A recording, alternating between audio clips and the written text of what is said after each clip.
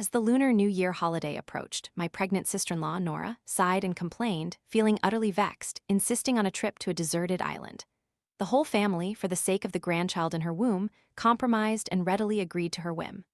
Only I, Luna, knowing the grave dangers for pregnant women, tried my best to dissuade them. Nora, however, thought I was deliberately trying to stop her and retorted sarcastically, "Oh, little sister, you're a nursing student, aren't you? If there's really a problem, can't you just handle it?" I couldn't convince her and was ultimately forced to join the trip. Later, Nora was terrified on the deserted island, went into premature labor, and suffered a hemorrhage. I yelled, "Call a rescue helicopter." But my mother found the 10,000 yuan, approximately 35 million Vietnamese dong, emergency rescue fee too expensive. She said she'd rather give that rescue money to Nora and told Nora to endure the pain. The consequence of forcing her to endure the pain was that both Nora and the baby died. One body, two lives lost. Nora's family received the dreadful news and came knocking on our door, demanding money. By then, my father and mother had already fled with my brother, Mark.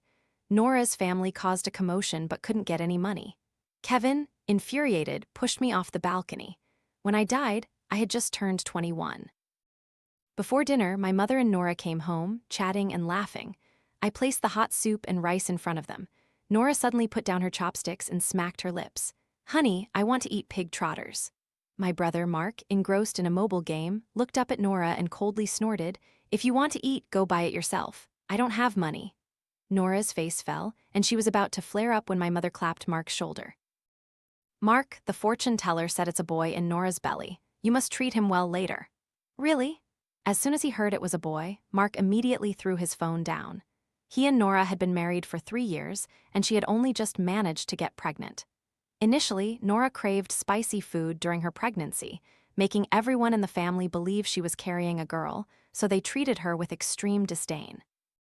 No wonder my mother, who usually disparaged Nora, had done a complete 180-degree change in attitude today. When Nora said she wanted pig trotters, everyone in the family indulged her. Mark, too lazy to go himself, shot a glance at me. "Luna, go downstairs and buy some pig trotters for Nora. Buy a lot." He told me to buy pig trotters but made no move to give me any money. I looked up at my father and mother. They both bowed their heads, silently eating their meal without a word. With no other choice, I put on my coat and headed out the door. As I passed the entrance, I conveniently picked up the trash bag to take downstairs. This was just 2 hours after I had been reborn.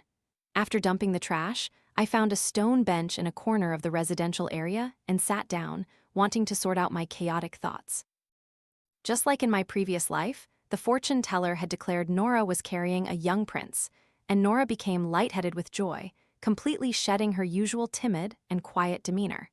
She kept complaining about feeling stifled at home, insisting on a trip to a deserted island. Everyone in the family thought it was no big deal. Only I knew the dangers of childbirth for pregnant women and tried my best to dissuade them. But Nora thought I was deliberately trying to trip her up, sarcastically saying that since I was a nursing student, I should just handle it myself. I couldn't persuade her and was ultimately forced to go along. The family had barely rested upon arriving at the deserted island when wild boars burst from the bushes, scaring us out of our wits. After we painstakingly managed to drive the boars away, Nora immediately clutched her belly and cried out in pain. The rented canoe suddenly broke down. I frantically checked Nora's condition, my heart turning cold. As of today, she was only 7 months pregnant, far from her due date, yet she had been so frightened that she was hemorrhaging, even showing signs of premature labor. I screamed frantically behind me, "Hurry! Nora is bleeding uncontrollably and might be going into labor. Call for help." Mark pulled out his phone, but due to the remote location, there was no signal. Nora's forehead was drenched in cold sweat, and the color drained from her face. I bit my lip, snatched the phone, and ran to higher ground. Heaven must have had mercy. A few minutes later, I finally reached emergency services. But because the location was too remote, emergency services said they needed to dispatch a helicopter. I was just a student, with not even 200 yuan on me, so I could only shout the details of the call downstairs, waiting for my mother's decision. My mother on the other end said the location was too remote, and a rescue would cost 10,000 yuan, about 35 million VND. Hearing the demand for money, my mother's face immediately darkened. She curled her lip and said, I'd rather give the rescue money to Nora, telling her to bear with it. Nora, blinded by the money, agreed to endure, and as a result, she lost her life for that 10,000 yuan. Later, her family came to cause a ruckus. My father and mother fled with Mark, leaving Nora's family without the money. In a fit of rage, they pushed me off the balcony. When I died, I had just turned 21. A braised pig trotter cost 20 yuan. I rummaged through my pockets and barely managed to scrape together 18 yuan. The shop owner, seeing my dazed look, unhappily took the change, cut off a small piece of meat from the right side of the trotter and said, "Here, you only gave me 18 yuan, so cutting off a tiny bit is already a discount for you." I looked at the owner's portly figure and didn't dare to utter a word. From childhood, I had always lived extremely timidly. Other children would cry in their parents' arms when they fell. I would pick myself up and still endure my parents' scolding. They called me useless, said I shouldn't have come into this world, and called me a burden. But when faced with my brother, they would transform into the smiling faces of benevolent parents. The year Mark and Nora got married, my mother called me into her room and demanded my university acceptance letter. I refused, and she slapped me hard across the face. Our daughter-in-law's family is asking for 200,000 yuan in bride price, and we only managed to gather 100,000 yuan. We don't have money for you to go to school. We might as well find you a husband whose family will happen to give us 100,000 yuan in bride price. My parents wanted to sell me for the bride price to make up the difference for Mark, but I couldn't let go of my desire to study. I knew that if I missed this opportunity for education, my life would be over. So, I outwardly agreed, but then, on the day before classes started, I gathered all my courage and secretly ran away. My academic performance had always been excellent. My teachers at school said they could help me apply for reduced tuition, and there were annual scholarships. But even so, I still had to endure difficult days. During the hardest times, when I couldn't find a part-time job, I had no choice but to buy a large bag of steamed buns from the market. I'd divide one bun into 3 meals just to cling to life. I had lived so cautiously, yet my life was so easily crushed by others. I carried the pig trotters to the entrance of the residential area. My phone in my pocket rang incessantly. As soon as I answered, my mother's furious scolding came through the line. "Just buying pig trotters, and you're still dawdling and not home yet. If you starve my precious grandson, see how I'll deal with you." The baby hadn't even been born, yet my mother's every other word was precious grandson. I really couldn't understand it. Our family wasn't even considered rich. This child would also have to squeeze into our old apartment. There was no throne to inherit, no assets to pass down. What did they have to be so proud of? While my mother was scolding me, I vaguely heard Nora's voice in the background. "Mom, I feel so stifled since I got pregnant, I want to go out and play. I heard going to a deserted island is trendy lately. How about we go too?" Normally, my mother would probably scold her for being delusional. But today, she was silent for a moment, then replied with a cheerful tone, "My precious grandson wants to go out and play? Of course, don't worry, I'll pay for it this time." Hearing the words deserted island, my whole body trembled and I clumsily dropped the phone. In my previous life, the deserted island was where my nightmare began. Before we left, no one in the family would listen to my advice, and ultimately, I had to bear the cost of 2 lives. The price of falling to my death was too great, so great that whenever I remembered it, I wished I could tear everyone in my family to pieces. This time, I absolutely would not let myself repeat the same mistakes.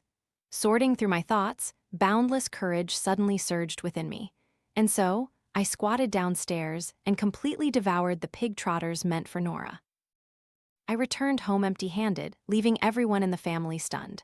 My mother looked at me suspiciously. "Where are the pig trotters?" I was about to make an excuse when I suddenly remembered some online articles. Instead of enduring injustice, it's better to go completely mad. So I replied expressionlessly, "I heard neighbor Wang's son is gay." My mother frowned. Nora pointed at the grease on the corner of my mouth and exploded, "Luna, did you eat my pig trotters?" I shrugged, feigning innocence, and walked over to pat her head. "This melon is good, it sounds hollow when tapped. Let's cut it open and eat it tonight." With that, Nora was furious. She slapped my hand away, clutching her belly and crying out in pain. "Mom, Luna is too scary, I'm scared." As soon as Nora cried out in pain, everyone in the family panicked, especially my mother. She seemed very afraid that her precious grandson would have problems and lunged at me, intending to hit me. But this time, I dodged. Her clumsy body swung into the air and she tumbled to the ground. My mother fell hard, making the poor-quality wooden floorboards in the house shake. A tragic cry echoed. No one in the house moved to help her up. My father took a sip from his wine glass, put the remaining piece of meat from his plate into his mouth, and mumbled indistinctly, telling her to eat less normally because she was as fat as a pig. The corner of Nora's mouth turned up, but when she noticed my gaze, she quickly retracted it and falsely said to Mark, "Honey, Mom was pushed down by your sister. Quickly help her up." Mark didn't even look up. "She's not a child, she doesn't need help. Get up yourself." Seeing this scene, I couldn't help but sigh, what a loving family. My mother was a sharp-tongued and stony-hearted person who cared deeply about her reputation. She had never valued me, her daughter, and now that she had been humiliated, she unleashed all her anger on me. After scrambling up from the ground, she grabbed the ashtray from the foot of the table and hurled it fiercely at me. "You wretched thing, I wish I had never given birth to you." I couldn't dodge in time, and my forehead was struck, bleeding. Just because I was female, I had been beaten countless times since childhood. In truth, I had never understood why, as a woman herself, she harbored such immense hostility towards me. But now I understood. Maternal love was a luxury, something low-level beasts could never possess. I wasn't sad about being hit. Instead, I felt an unusual joy. With such chaos, the non-existent familial affection I had for my family grew even more malicious. Thinking about my upcoming plans, I covered myself with the blanket and laughed out loud. This trip to the deserted island, I wouldn't mention a single word of dissuasion. Though I studied nursing, I couldn't stop my mother and Nora from digging their own graves. It's not wrong for a medical professional to save people in distress, but if those people insist on challenging the king of hell, what could I do? Of course, I would simply prepare to welcome the predetermined future. At 6:00 a.m. the next morning, Nora couldn't wait and knocked on my door. Her eyes were upturned, and she seemed to be in an exceptionally good mood. "Luna, go pack my clothes. I'm pregnant and my back hurts. It's inconvenient." I looked at her smug face, initially intending to refuse, but then I happily agreed. While they were eating, I opened Nora's closet and meticulously selected a series of black and white clothes, stuffing them into her suitcase. The others were all busy. Nora, with her exquisite makeup, leisurely stood in front of the camera taking photos. A few minutes later, I saw her freshly posted update on her social media. "Third trimester mood swings, craving a getaway. My husband and mother-in-law agreed without a second thought. Another day pampered by the whole family. Deserted island, here we come." Someone commented below, "Isn't your sister-in-law coming with you?" Nora replied, "Of course she is. If she doesn't go, who will wait on me and my son?" She was deluding herself and putting on a show. I sneered, waiting to see all their karma. Ever since Nora married into the Fang family, my status was lower than that of a neighbor.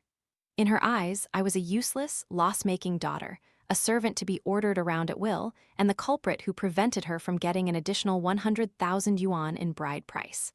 I wasn't a saint, nor did I have the time to change my enemy's fate. Moreover, even if I warned them of the danger, Nora wouldn't listen. Instead, she would think I was deliberately trying to stop her trip. So I fully charged my phone, borrowed a cheap camcorder from a neighbor, and silently boarded the tourist bus. The bus rattled all day, stopping at a village called Bollywood. In my previous life, when Nora was doing her travel research, I had seen that Bollywood was the only village near the deserted island. We needed to get off here, then go to the pier, rent a boat, and drive ourselves to the deserted island. My mother kept her promise to pay, except her face was quite unpleasant, and she glared at me several times. "I heard student cards get discounts on tickets. Why didn't you bring yours?" "You damn good for nothing. We wasted so much food and rice raising you, and you're utterly useless." I bowed my head, ignoring her scolding, hiding the glint in my eyes. I didn't bring my student ID because I naturally didn't want to leave behind evidence that could be traced, unlike in my previous life. Mark excitedly revved the boat's engine, shouting, even happier than playing a game. I watched the fuel gauge drop rapidly, a slight smirk on my lips. 3 hours later, the boat docked. Nora had barely stepped onto the island when she posted another status: "Fresh air on the deserted island, pure nature." I, however, let out a sigh of relief. The time had finally arrived, the day Nora's incident occurred in my previous life. Looking at the all-too-familiar direction and route in front of me, I silently counted down in my heart. 5, 4, 3, 2, 1. Before I could even count to 1, I had already sprinted towards the large tree on the right. At the same time, desperate screams rang out. Besides me, Mark was the fastest to react.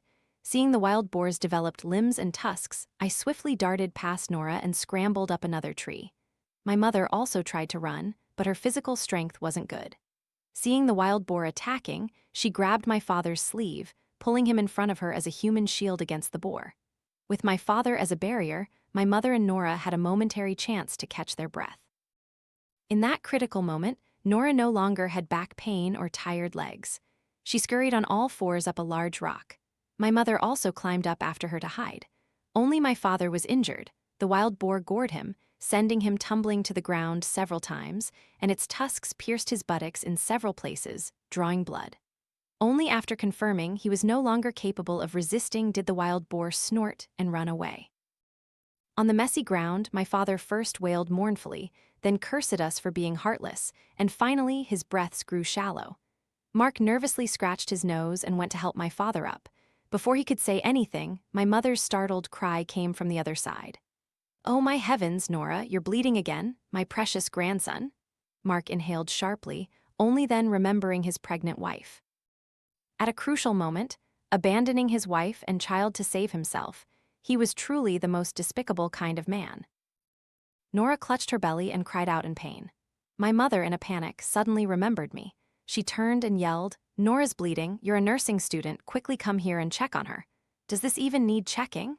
I descended from the tree and, just like in my previous life, gently touched Nora's belly, uttering the words that were etched deep in my heart. "She was frightened and is bleeding uncontrollably. She might be going into labor. We need to call for help." Mark pulled out his phone, but due to the remote location, there was no signal. Seeing cold sweat dripping from Nora's forehead and her face turning pale, my mother fretted like an ant on a hot pan. "Oh dear, my precious grandson can't have anything happen. Our Fang family is about to have an heir. What kind of misfortune is this?" As soon as her precious grandson was mentioned, Mark immediately found strength. He gritted his teeth, grabbed the phone, and ran to higher ground. Heaven must have had mercy. A few minutes later, he finally reached emergency services. But because the location was too remote, emergency services said they needed to dispatch a helicopter. Mark's eyebrows furrowed tightly. My mother, on the other end, said the deserted island was too remote, and a rescue would cost 20,000 yuan, about 70 million VND. Oh, this time the price had doubled to 20,000 yuan. But I thought, no matter the amount, the outcome wouldn't change. In my mother's heart and eyes, the lives of Nora and I were worthless. Sure enough, as soon as she heard the demand for money, my mother's face immediately darkened. She curled her lip and said she was willing to give the rescue money to Nora, telling her to endure the pain. Nora and Mark stopped working after they got married. Mark was also the type who relied on his parents and refused to work hard. Normally, they had no money to spend. As soon as Nora heard my mother was willing to give 20,000 yuan, her eyes lit up.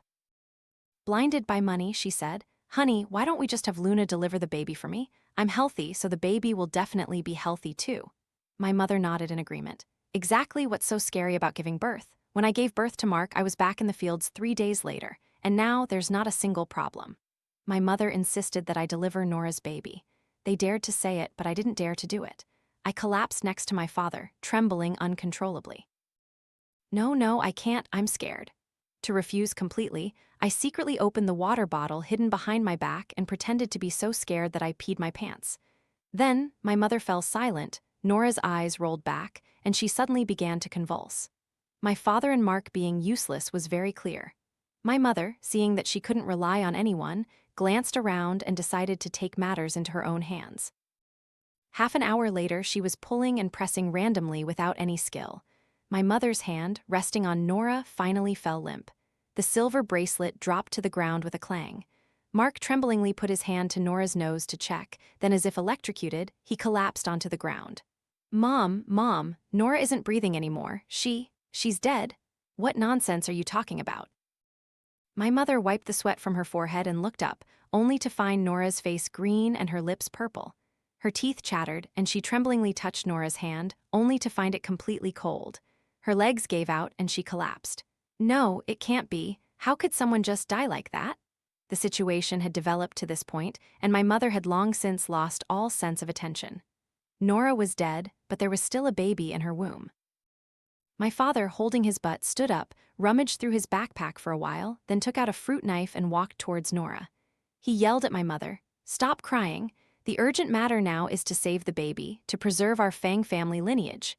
My father had killed pigs in the countryside when he was young, so he had plenty of guts. But he had no luck. The baby was purple all over, having long since passed away with Nora. I sat behind the rock, watching the three of them huddle together, discussing. They were probably discussing whether to bury Nora and the baby on the spot, then return home as if nothing had happened. After returning home, they had already planned their escape routes. For example, the three of them would vanish without a trace, evaporating from the face of the earth. Just as my father and mother predicted, Nora's family, after hearing the news of her incident, came looking for me. Nora's father, Mr. Chen, looked around the house, greed clearly visible in his eyes. "Granddaughter, this house of yours must be worth quite a bit of money, eh?" I feigned ignorance. "Auntie and uncle, do you have something for me today?" Nora's mother, Mrs. Chen, made herself at home, plopping down on the sofa, her tone defiant. "Your Fang family caused my daughter's death. Today, we're here to demand compensation." I looked at her aggressive demeanor, and images from my previous life flashed in my mind. Back then, when they failed to get compensation, they came to our door every day to cause trouble. My father, mother, and Mark were scared, and whenever this happened, they pushed me out to deal with it. But I was still just a student. What could I do? But time and again I evaded, and as the number of times increased, Nora's parents looked at me with increasingly malevolent eyes. It was also because they couldn't get any money from the house that they seized the opportunity while I was on the rooftop collecting clothes and pushed me down. I didn't expect that even after being reborn, they still planned to use the same tactics as in my previous life to pressure me. I sneered. "This house is not mine. My father, mother, and Mark are not home. If you want money, you shouldn't be looking for me." Their own daughter died under unclear circumstances, yet all they cared about was demanding money. Indeed, not everyone deserves to be a parent. Hearing me say that, Mrs. Chen's face immediately changed. She jumped up, pointed a finger at my face, and yelled, "You ungrateful, deceitful girl, don't try to fool us. Call your parents and that Mark back here, or else don't blame me for being rude." I looked up at the camera in the corner, took a deep breath, and lowered my voice. "Auntie, this house is our only residence, and it's the asset my parents worked so hard for years to acquire. Only my brother's name is on the deed." "Why don't you call the police? The police will surely find him." The Chen family didn't care about Nora's life, they only wanted to seek money for their son. But ironically, the thing my parents cared about most was also money. Hearing my recount, my father sneered, "I don't believe they'd dare to call the police. If they make a big deal out of it, they won't get a single cent." I nodded. "Exactly. They want money so they won't dare to call the police, but I do." When the police came to the door, Mark was still engrossed in his game and couldn't pull himself away. In the interrogation room, his face was filled with terror. "Who did I kill? I couldn't possibly kill anyone. It was my mother. She delivered Nora's baby. She also wouldn't let me call for rescue, saying to save that money for us. I haven't even seen the money yet." Mark was inexperienced. After only half a day in there, he confessed everything that happened that day. Thanks to him, I couldn't escape either. The only difference was that the police called me in to describe the process and events of that day, not to interrogate me. The situation had come to this point. I could only recount, word for word, everything my parents had done to repay their utterly unkind upbringing. The borrowed camcorder, the police said, was evidence and was confiscated. 4 of us went to that island, only I returned. The second day I was home, Nora's parents came again. Mrs. Chen, having learned that my parents were in prison, stepped forward happily and said, "Your parents aren't home, so sign this house over to my son. He's about to get married, and this house of yours is old and shabby. I'll even have to spend money renovating it. His girlfriend is very picky." I lowered my eyes, shaking my head. "Auntie and uncle, I can't make that decision. Please go home." With that, the 2 people in front of me immediately changed expression. Mrs. Chen lunged to hit me, but I pushed her away. She was so furious she convulsed, saying she wanted to call the police and have me arrested. Mr. Chen helped her up, looking at me disapprovingly. "Granddaughter, we're all relatives, why make such a scene?" The 2 of them, one pushing, one pulling, clearly thought I was young and easily bullied. I was too lazy to argue with them, so I pulled out my phone and dialed the police. The police arrived very quickly. Hearing I was almost assaulted, they immediately took the Chen family to the station. At the police station, After hearing the situation and seeing they remained unrepentant, the police said they would impose a fine and temporary detention. As soon as Mr. Chen heard that, he fell silent. He clutched his chest and cried out in pain. Mrs. Chen, with tears streaming down her face, uttered harsh words. "My husband has a heart condition. If anything happens, I'll sue all of you to death." The once bustling house became desolate. For a moment, I didn't know whether to be happy or sad. Human emotions are too complex. I resented the suffering this family had brought me, hated my parents' unfair treatment. But with things having developed to this point, I couldn't quite distinguish whether I felt more pain or more liberation. So, I decided to definitively say goodbye to the past. Because Nora's case was too complicated and the police needed time to process it, I found an opportunity to meet Mark. I put on a pained expression and said, "Nora's parents have agreed to withdraw the lawsuit, but the precondition is that we sign the house over to them." Mark, eager to get out, immediately said he could sign. I took his power of attorney to sell the house and went to a real estate agent, listing the house for sale. Our house was small, but the location was excellent. In just 3 days, a suitable buyer was found. A 3-bedroom, 70-square-meter apartment could have sold for 1.6 million yuan if I had waited, but with the Chen family lurking, I was desperate to sell quickly, so I only took 1.55 million yuan, approximately 5.4 billion VND. As soon as the house was transferred, I received the money from the buyer's transfer. Mark was still eagerly awaiting his share, unaware that ignorance of the law leads to losses. A criminal case cannot be resolved with a mere letter of withdrawal. The final verdict was handed down. Mark and my father were sentenced to 3 years in prison, while my mother, for illegally practicing midwifery resulting in death, received a full 7 years. After selling the house, I completely cut off contact with old acquaintances and never mentioned this matter to anyone. Returning to school, I continued to study diligently as usual, utilizing my free time to work part-time and earn money. I originally thought I would no longer be entangled with the Chen family, but unexpectedly, Nora's family found their way to my school. I avoided meeting them, but I couldn't hide in the school forever. Finally, one afternoon when I went out for a part-time job, their whole family blocked me at the school gate. "Luna, you unvirtuous girl, you dared to sell my son's house. Do you think hiding in school means we can't find you? Be smart and hand over the money, or else I'll make sure you can't hold your head up in this school." Mrs. Chen launched into an attack, pointing at my face and scolding me. Behind her, a young man pushed a wheelchair forward. Sitting in the wheelchair was Mr. Chen. As soon as Mrs. Chen finished speaking, Mr. Chen coughed twice and began to complain. "Granddaughter, you see my condition now. I'm in a wheelchair waiting for money to save my life. Can't you grant this old man's plea?" I coldly watched their act. Just as I was about to leave, Nora's brother, Liu Chen, grabbed my backpack tightly. "Students, come quickly and see. This heartless woman. Her own parents and brother are in trouble, yet she sold the house and ran off with the money. And she's a student at a prestigious university too. She's truly lowering the standard of your school?" Liu Chen's voice was very loud, immediately attracting the attention of everyone around. His eyes were red, his face filled with sorrow. "My sister married into her family 2 years ago, and at the beginning of the marriage, it was clearly stated that the house would be transferred to her name. Unexpectedly, as soon as my sister died, this woman immediately sold the house and fled with the money. My elderly parents are still relying on this money to save their lives. Is there really no justice in this world?" Nora's parents also started crying. The 3 of them embraced, sobbing. When Liu Chen glanced at my reaction, he seemed to feel he stood on the high ground of righteousness and morality, certain he would get the money from the house sale. I had no interest in watching their play. I pulled back the keychain on my bag. "My family never said they would give you the house. Stop harassing me, or I'll call the police." To avoid further harassment from the Chen family, and with final exams approaching, I declined all part-time jobs and spent all day studying in the library. Today, as usual, I left the library to go to the cafeteria for a meal, only to find that the glances of people I met on the way were very strange. In their eyes, there was curiosity, ridicule, and contempt. I felt odd and changed direction, heading towards the dormitory. Lily deliberately bumped into me with her shoulder and glared at me. Anger rising, I immediately blocked her. "Lily, I didn't offend you, did I? Did you drink the wrong medicine?" The other party, seeing that I dared to question her, immediately became angry. "Luna, you know what you did. I thought you were an honest person, but who knew someone who looked so honest could be so vicious?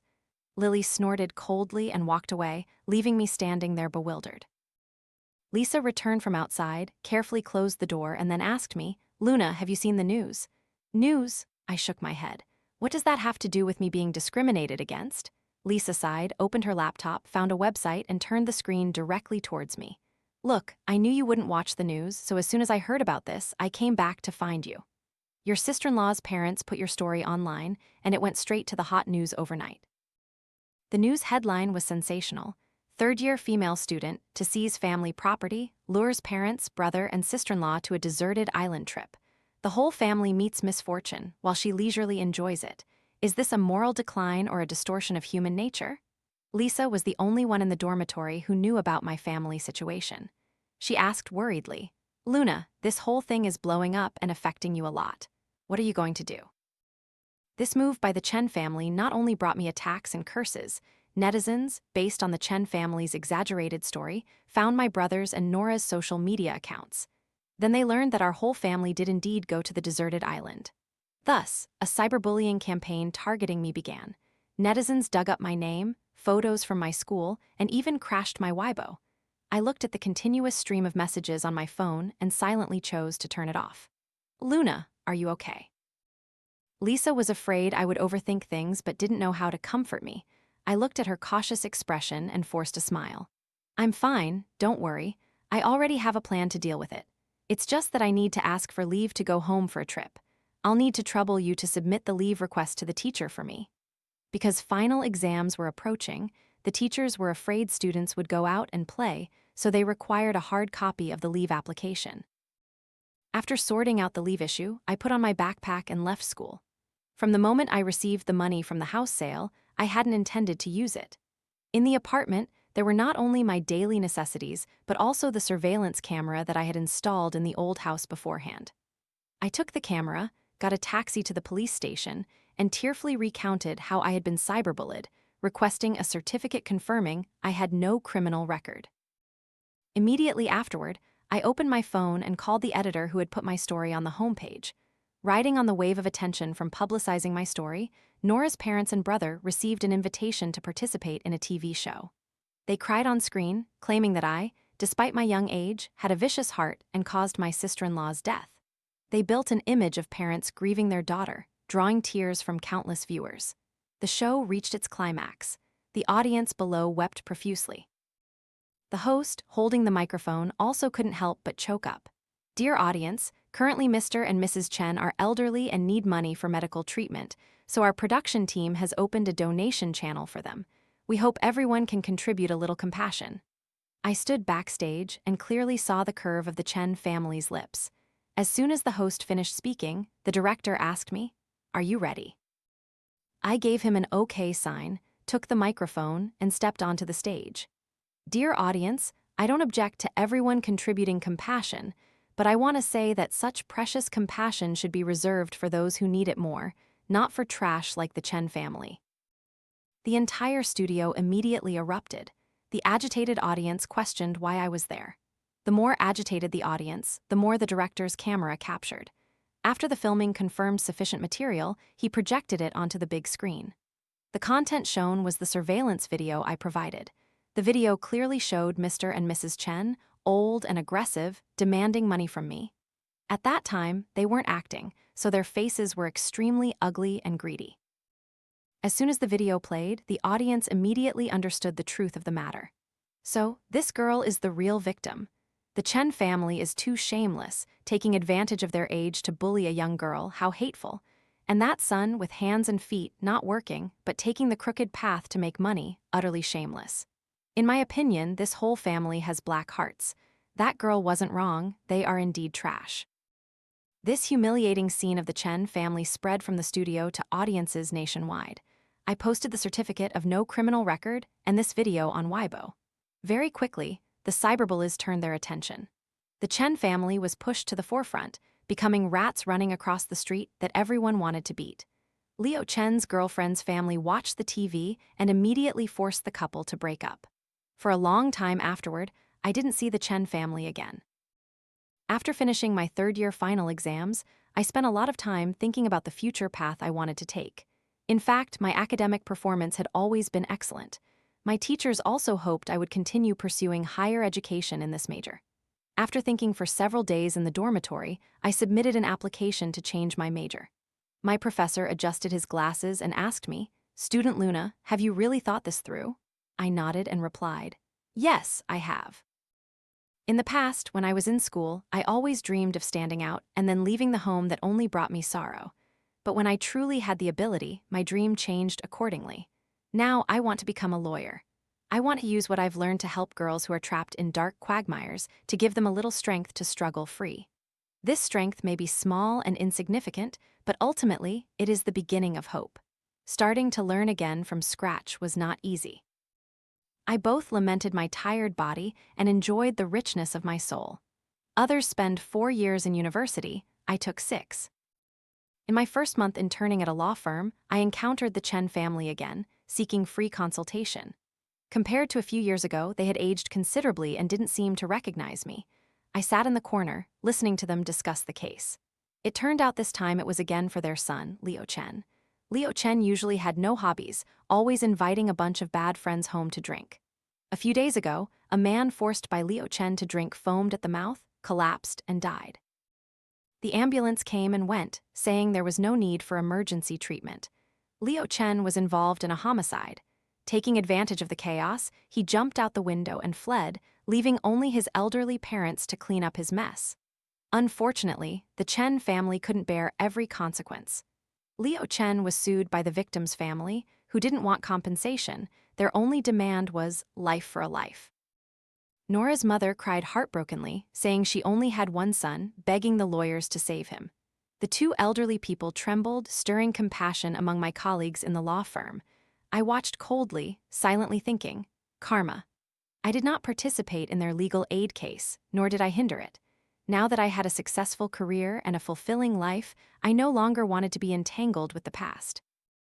I vehemently wanted to avoid the Chen family's misfortunes, but fate, it seems, enjoys playing tricks. I took on a divorce case where the wife had been subjected to domestic violence by her husband. The evidence was conclusive, but the husband stubbornly refused to divorce. The judge, citing insufficient evidence, rejected the wife's request. I was racking my brain, unsure how to gather more evidence. As I left with my client, we ran into 2 judicial police officers. They were escorting a prisoner, preparing to go to the courthouse on the right. As the 3 of them passed by, I instinctively stepped back to avoid them. Leo Chen, as if insane, pushed the police officers aside and lunged at me. "You bitch, it's all your fault. I'm in this mess because of you. I'll kill you." Leo Chen's attack was so sudden that my client was startled and frozen on the spot. Seeing him about to strike my head with his handcuffs, I swung the handbag in my hand directly into Leo Chen's face. By the time the police reacted, Leo Chen had been knocked unconscious by me. The 2 officers looked at his blood-soaked face, unsure where to grab him to pick him up. Being acquaintances, they didn't say anything. I tucked a stray lock of hair behind my ear and smiled gently. My apologies, I was so scared. This was self-defense, Officer Wang. It was absolutely necessary. The saying goes, once bitten by a snake, 10 years afraid of a rope. After being reborn, at a time when no one knew, I bought a self-defense book for women, and then, without anyone's knowledge, practiced the moves in the book thousands of times. By now, I had reached the state of human and technique in unity. Officer Wang checked for a while, found that Leo Chen was only unconscious, and breathed a sigh of relief. After Leo Chen was taken away, I was about to check on my client when she turned around and hugged my leg tightly. She looked up at me, her eyes sparkling. "Attorney Fang, I'm not going to divorce him anymore." "Huh, but I'm not forgiving him either. Just now I saw your combat skills and suddenly had a brilliant idea. Don't say it anymore, I have a bad feeling."